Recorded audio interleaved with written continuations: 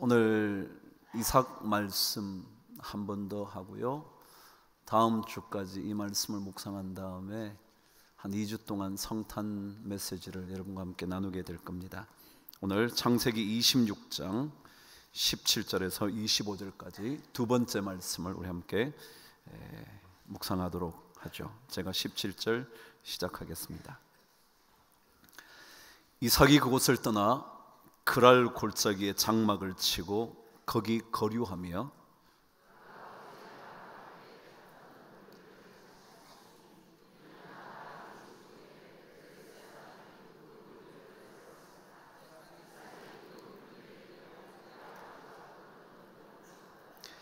이삭의 종들이 골짜기를 파서 샘 근원을 얻었더니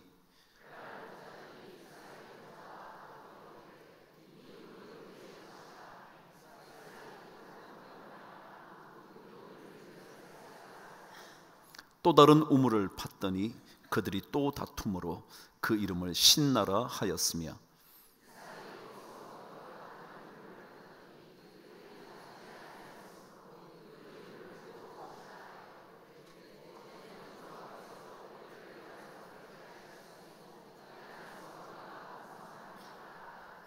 이삭이 거기서부터 부엘세바로 올라갔더니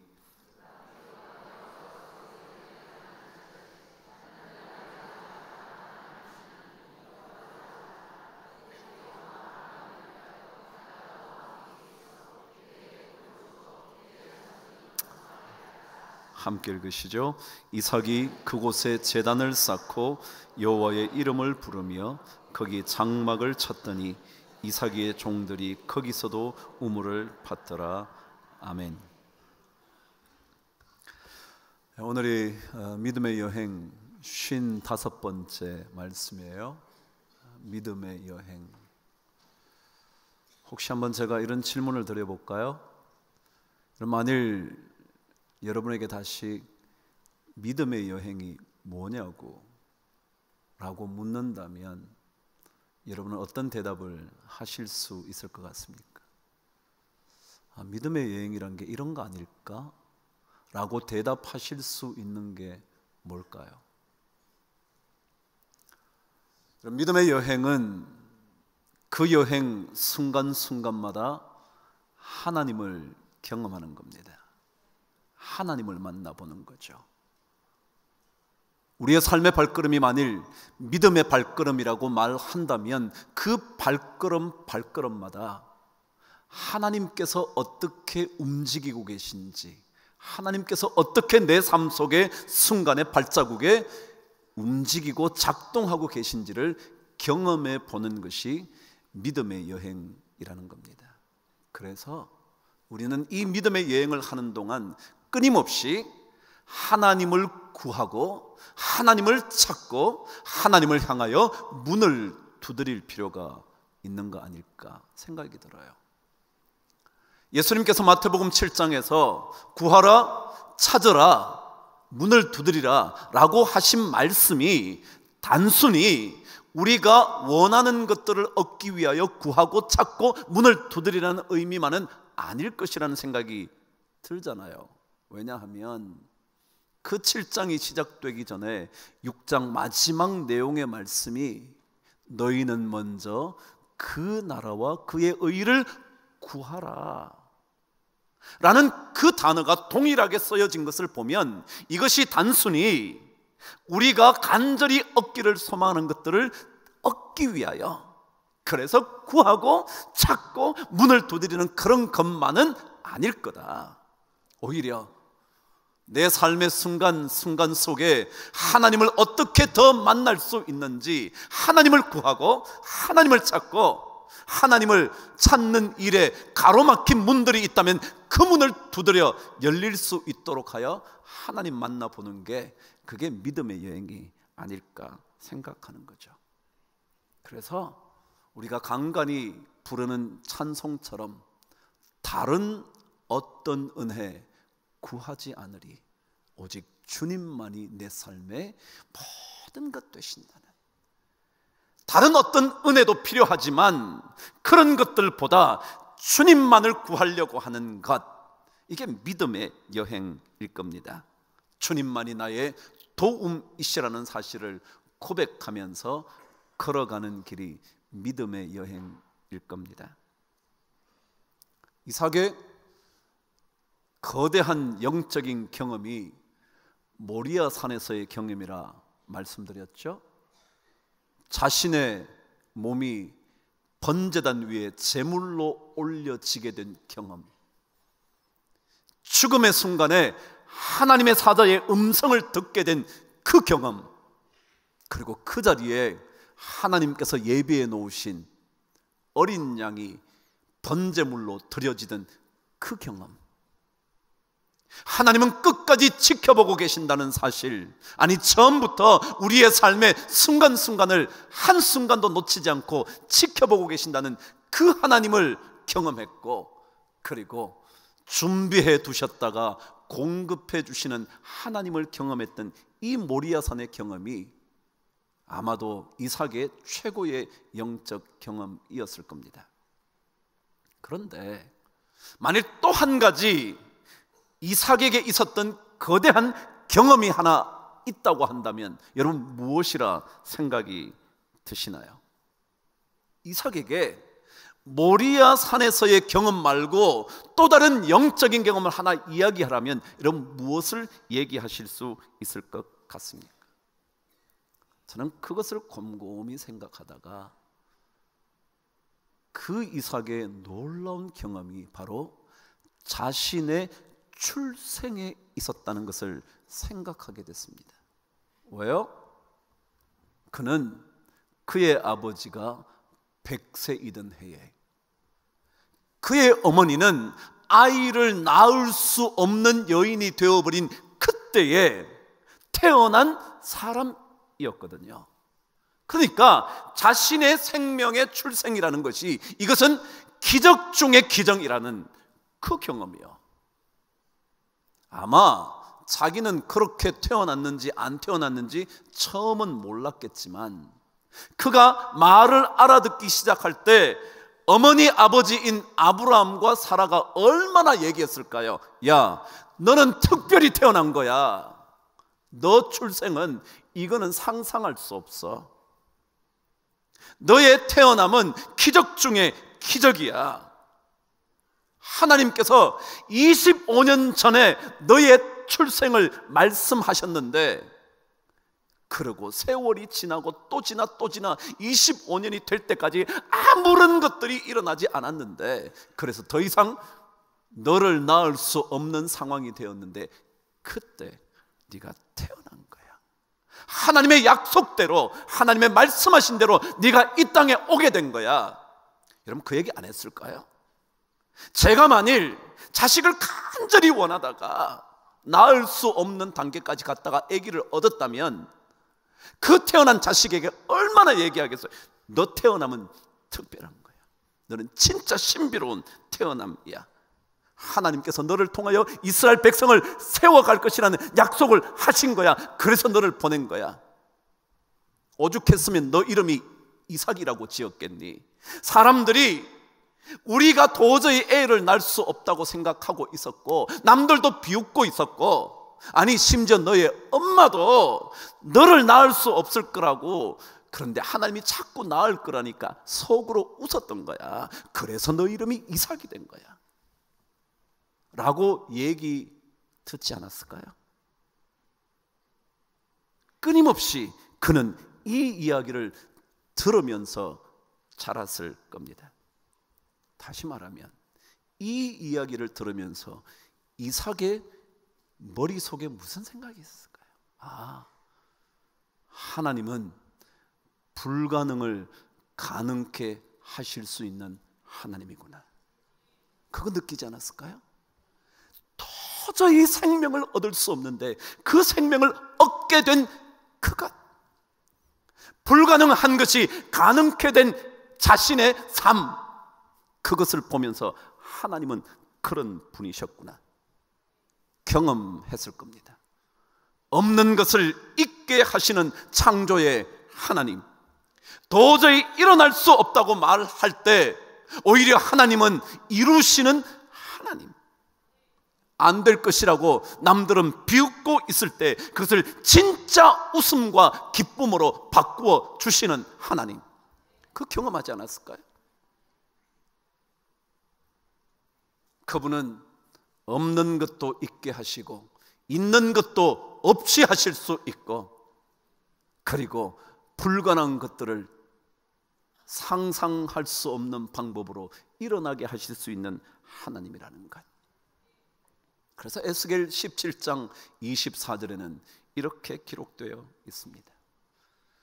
들의 모든 나무가 나 여호와는 높은 나무를 낮추고 낮은 나무를 높이며 푸른 나무를 말리고 마른 나무를 무성하게 하는 줄 알리라.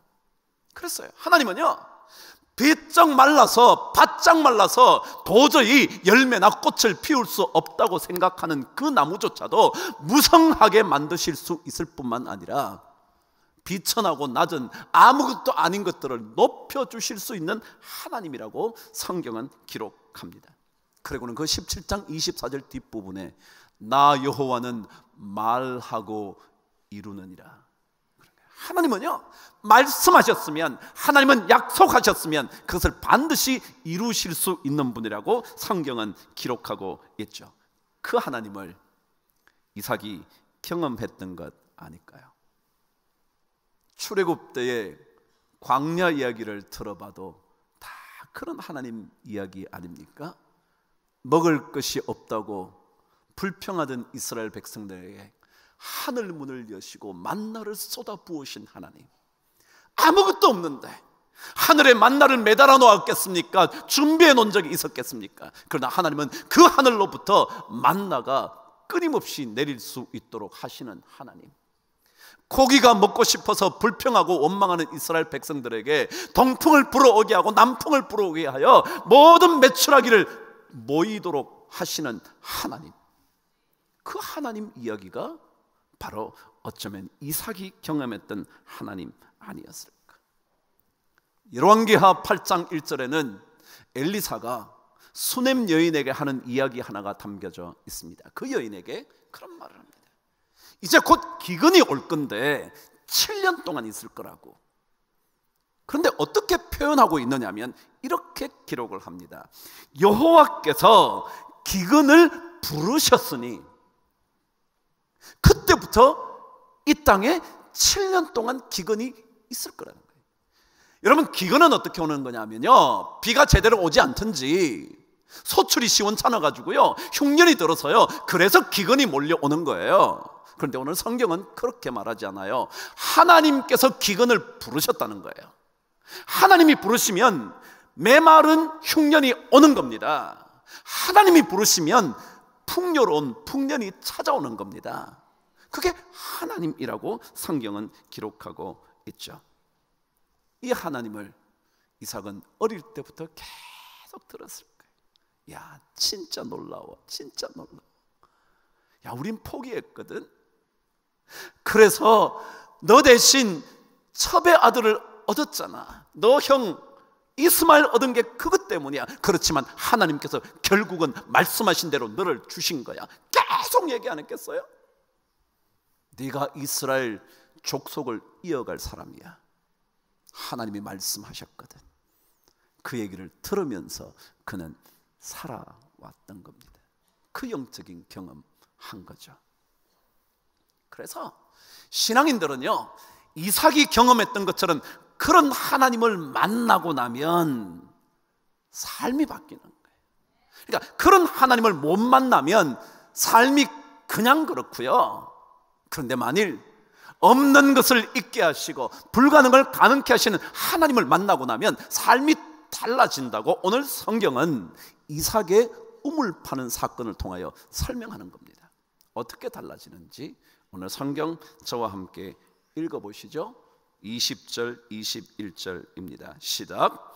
그랄 목자들이 이삭의 목자와 다투어 이르되 이 물은 우리의 것이라 하매 이삭이 그 다툼으로 말미암아 그 우물 이름을 에색이라 하였으며 또 다른 우물을 팠더니 그들이 또 다툼으로 그 이름을 신나라 하였다 그랬죠. 자, 우물을 팠습니다. 지난주에 말씀드린 대로 그 당시 목 취급을 했던 목자들에게 물은 가장 중요한 요소였을 겁니다. 그래서 우물을 늘 팠죠. 가는 곳마다. 그리 도구가 발달되지 않았던 때니 우물 파기가 쉽지만은 않았을 겁니다. 근데 우물을 기껏 파놨더니 그랄 사람 블레셋 사람들이 와서 이거 우리 거야 라고 그랬다는 거죠. 그런데 목자들끼리 그랬겠죠. 아니야, 이거 우리가 팠잖아. 너 분명히 보고도 왜 딴소리해 라고 말했을 겁니다. 그래서 다투었다고 성경은 기록하죠. 그런데 이삭이 거기 와서 다툼을 계속 일어나게 한 것이 아니라, 아 그래 너네들 거라고, 알았어 우린 다른 데 가서 팔게 라고 또 팠다는 겁니다. 또 팠는데 또 찾아와서는 이것도 우리 거야. 그러니까 또 알았어 너네 거 알았어 라고 떠났다는 거죠. 여러분, 이삭은요 지난 시간 말씀대로 그들은 강성해져서 블레셋 사람들, 그랄 사람들이 도저히 감당할 수 없을 만큼 강성해졌거든요. 싸우려면 충분히 싸워서 자기 것을 지킬 수 있었을 거예요. 우물을 빼앗기지 않을 수 있었을 거라고요. 그런데도 불구하고 그들이 알았어 너네들 해 라고 그랬다는 거예요.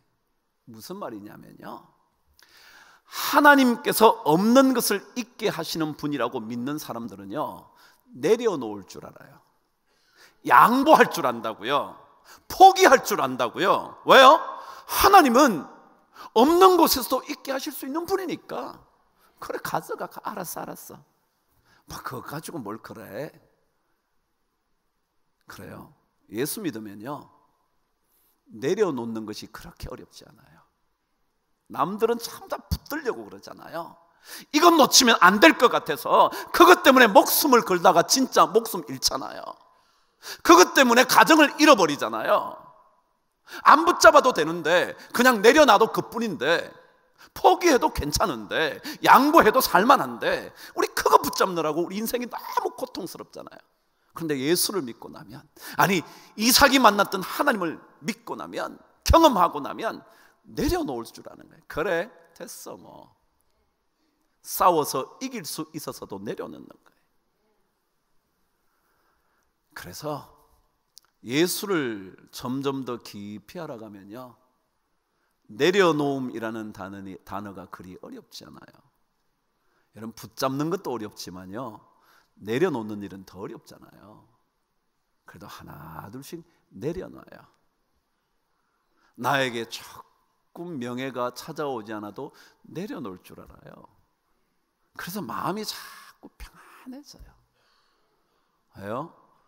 붙잡으려고 할 때마다 점점 더 고통은 깊어지는 거거든요.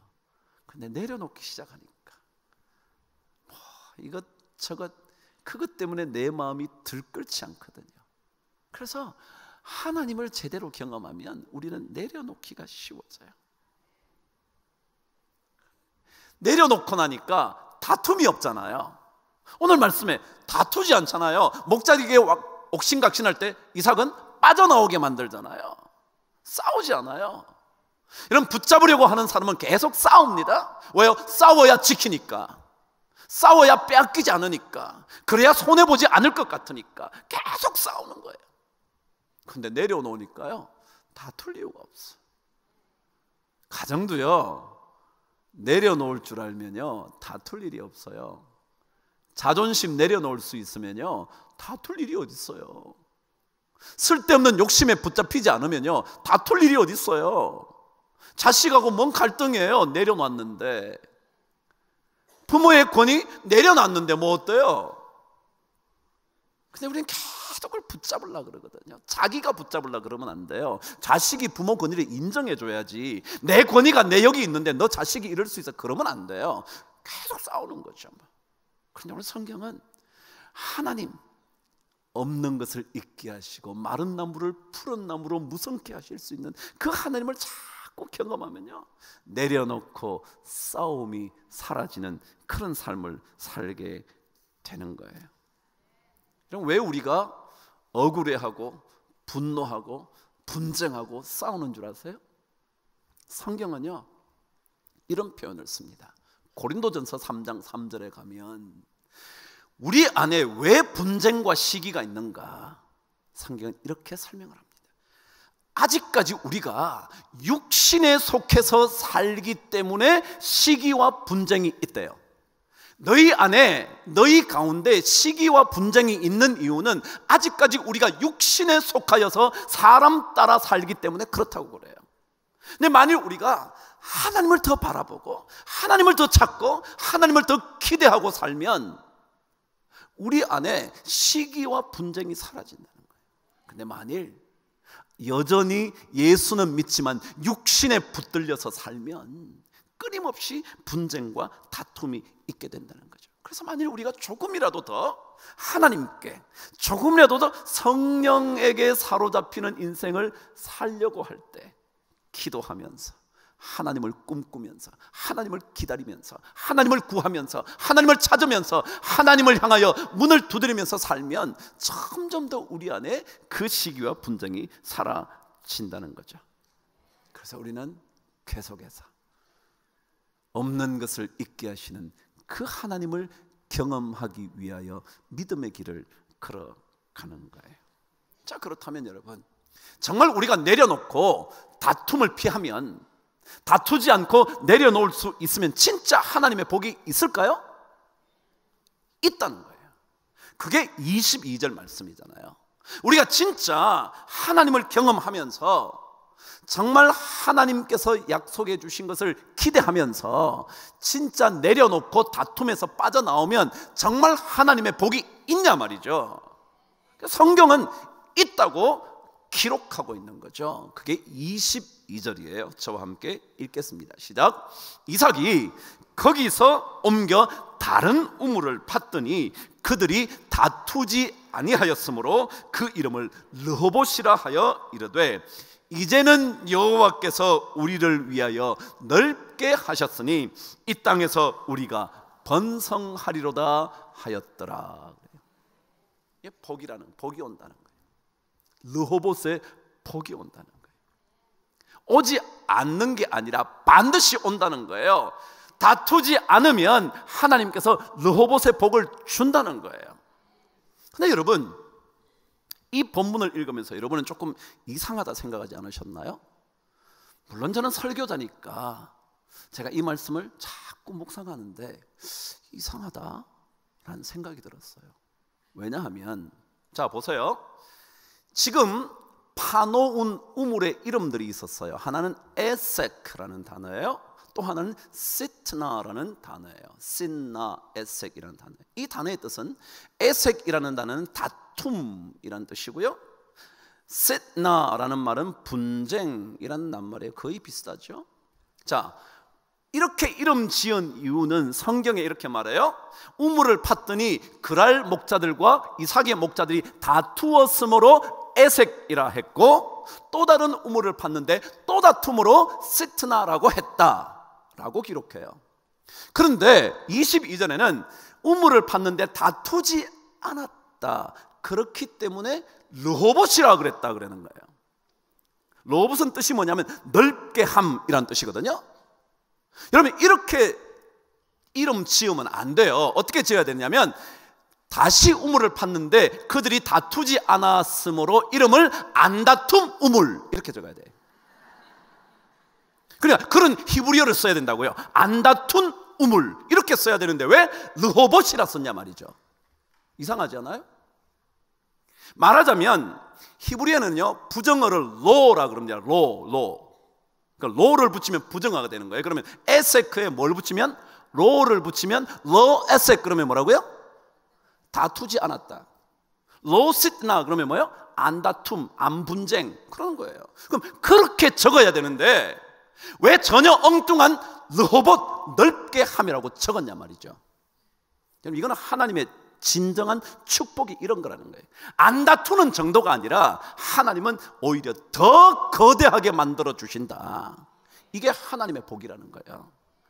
하나님을 경험하면서 진짜 내가 억울하지만 내려놓고, 내가 내 것이라고 주장해서 싸울만 함에도 불구하고 내가 다투지 않고 포기하면 하나님은 안 다투게 하시는 정도가 아니라 뭐라고요? 넓게 하시는 하나님의 은혜가 있다는 거예요. 그래서 르호봇이라는 이름을 적었다는 거예요. 다른 이름, 전혀 다른 이름. 나는 이렇게 적어야 맞다니까요. 논리를 했다잖아요. 노에색, 노분쟁 그래야 된다는 거야. 근데 그렇게 안 하고 넓게 하심이라고 적었다는 것은 이건 진짜 하나님의 복이 있다는 거죠. 저는 우리가 그런 복을 받아야 된다. 그런데 이 르호봇이라는 단어를 찾아보니까 이 단어의 어원이 어디냐면 라하브라는 단어래요. 라하브. 자, 제가 몇 번이나 말씀드렸죠. 히브리어는 자음밖에 없는 거였다고요. 나중에 잘 못 읽으니까 모음을 붙여놨지 원래는 자음밖에 없다. 자, 그럼 르호봇의 자음은 뭐냐면 리을, 히읗, 비읍. 아셨죠? 라하브는 뭐냐면 리을, 히읗, 피읍. 똑같나요? 그래요. 이 르호봇은 라하브라는 단어에서 온 거예요. 근데 이 라하브라는 단어의 뜻이 뭐냐 하면 독특한 뜻이에요. 오늘 성경에 이렇게 기록합니다. 르호봇이라 하여 이르되 이제는 여호와께서 우리를 위하여 넓게 하셨으니, 여기에 넓게라는 단어가 라하브라는 단어예요. 그러니까 이 단어에서 르호봇이 왔다는 거죠. 근데 이 라하브라는 단어의 뜻이 중요한 뜻 세 가지가 있어요. 이걸 기억해 주시기를 바랍니다. 첫 번째, 라하브라는 단어의 뜻은 뭐냐면, 첫 번째가 뭐냐면 자유케 한다라는 단어예요. 여러분, 우리가요 없는 것을 있게 하시는 하나님을 경험하면서 살면 어떤 복을 받느냐 하면 넓게 해주시는 복을 받는데, 그 넓게 해주시는 그 복의 첫 번째 뜻이 뭐냐면 자유케 한다, 자유케 되는 은혜를 누린다는 거예요. 그게 뭘까요? 우리는요 전부 다 얽매여서 살아요. 돈에 얽매여서 살고요, 학벌에 얽매여서 살고요, 자기 외모에 얽매여서 살고요, 자기의 지위에 얽매여서 살아요. 근데 예수 그리스도를 만나고 나면, 없는 것을 있게 하시는 하나님을 경험하고 나면 뭐요? 그 모든 것들부터 뭐 하게 돼요? 자유케 된다는 거야. 자유케 된다는 거야. 집이 조금 가난해도요 그것이 나를 얽매고 있지 못해요. 내가 별로 좋은 대학을 못 나와도요 그것이 나를 억누르지 못해요. 내가 조그만 집에 산다고 내가 그것 때문에 내 인생이 보잘것없다고 생각하지 않아요. 왜요? 우리는 자유케 되는 은혜를 누리는 거거든요. 그것으로부터 자유. 어떤 사람은요 외모가 좀 못나가지고요 나가는 게 굉장히 부담스러워하는 거예요. 나가는 게 뭐 모임 간다 그러면 부담이 되는 거야. 웃는 사람은 다 그런 사람이야. 부담이 되는 거예요. 뭐예요? 하나님을 경험하면요 그런 것들부터 자유케 되는 거예요. 예수님이 그러셨잖아요. 진리를 알게 되면 뭐라고요? 진리가 너희를 자유케 한다잖아. 자유케. 자식이 좀 뭐 좋지 않은 학교를 다녀도요 그게 아무렇지도 않아. 왜요? 하나님께서 꼭 학벌 좋다고 인생 잘 살게 되는 것만 아니니까. 자식이 좋은 직장을 못 가도요 그게 그렇게 자기를 얽매지 않아요. 우리는 자유케 됐잖아요. 그냥 간 자리에서 열심히 살면 되지 뭐. 최선을 다해서 살면 되죠 뭐. 그러면 하나님의 넓게 하시는 복이 임할 텐데. 그래서 이 르호봇의 복은요 다른 게 아니라 넓게 되는 은혜인데, 그 은혜라는 게 다른 게 아니라 자유로운 거예요. 조금 못났어도 자유로워. 남들에게 보여주기 싫을 만큼의 조그마한 집이어도 하나도 그것 때문에 갈등이 없어. 남들은 좋은 차를 타고 다니고 나는 10년 넘은 차를 타고 다녀도 갈등이 없어. 그게 자유케 된 은혜를 누리는 거거든요. 그 복이 르호봇의 복이다. 두 번째 뜻이에요. 이 넓게 한다는 라하브라는 단어의 두 번째 뜻은 시편 4편 1절에 이런 말씀이 기록되어 있어요. 하나님께서 이 시편 기자를 곤란 중에서 너그럽게 하셨다라고 기록을 하고 있어요. 시편 4편 1절에 곤란 중에 나를 너그럽게 하셨사오니 라고 기록되어 있어요. 무슨 얘기냐면 곤란 중이라는 게 뭐예요? 곤란 가운데 뭐예요? 곤자가 곤경, 난이 난관, 어렵고 힘든 상황에서조차 나를 너그럽게 만들었대. 바로 이 너그럽게라는 단어가 라하브라는 단어라고요. 그러니까 예수 믿는 사람들은 조금 어려워도요, 마음이 너그러워. 사람이 언제 날카롭게 바뀌느냐 하면요, 어려울 때, 상황이 좋지 않을 때, 가정이 복잡할 때, 그때 뭐요?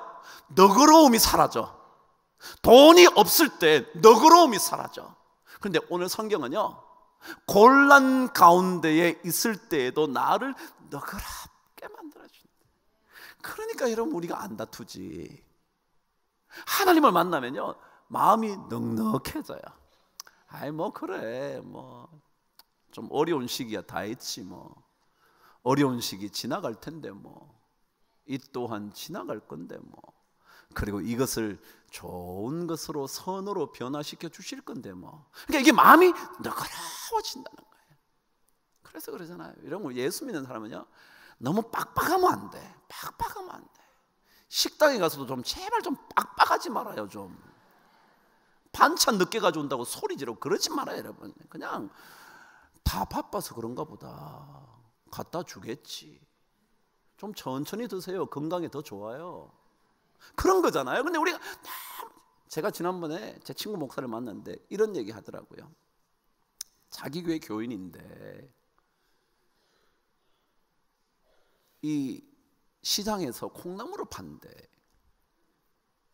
근데 콩나물을 파는데 어떤 사람이 늘 콩나물을 사간다는 거예요. 근데 거기 어느 날 거기 갔더니 그 파시는 분이 이렇게 얘기했는데, 저분은 예수 믿는데도 참 착해. 알아들었어요? 저 사람은 예수 믿는데도 참 착하대. 뭔 말이요 그게 도대체? 여러분, 예수님 좀 너그러워지세요. 너그럽게. 조그만 어려움만 생기면 그냥 그러지 말고 조금 너그럽게. 이게 르호봇의 복이라는 거예요. 하나님은 없는 것을 있게 하시는 분이니까 어때요? 좀 어려워도 하나님께서 있게 하시려고 그러시면 있게 되겠지. 그러니까 마음을 좀 넓히세요. 너그럽게, 넉넉하게. 이것이 바로 르호봇의 복이에요. 세 번째 복이에요. 이 넓게 한다는 단어의 뜻이 뭐냐 하면, 우리의 말이나 마음의 영향력이 커진다.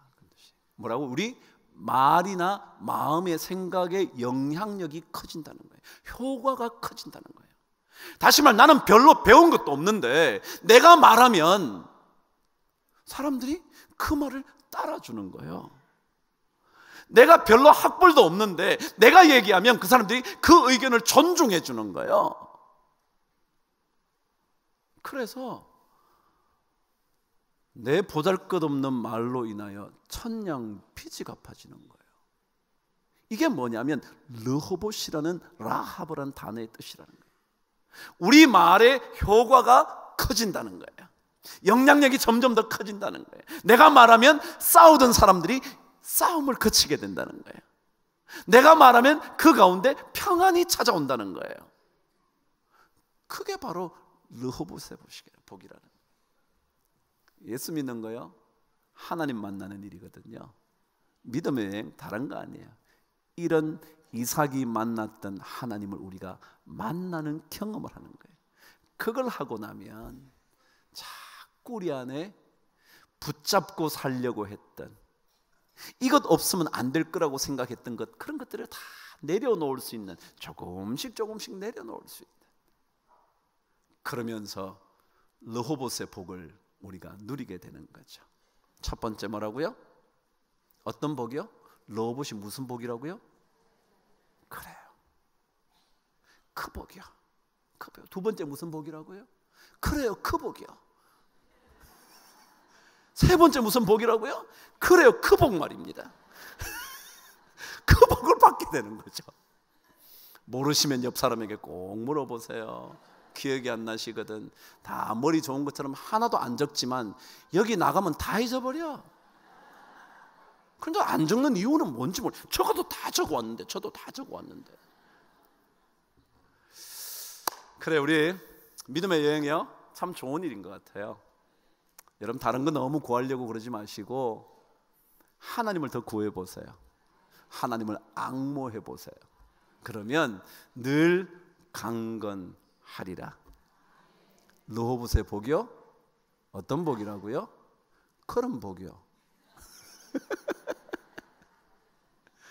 그 복을 우리가 전부 다 받게 될 줄 믿습니다.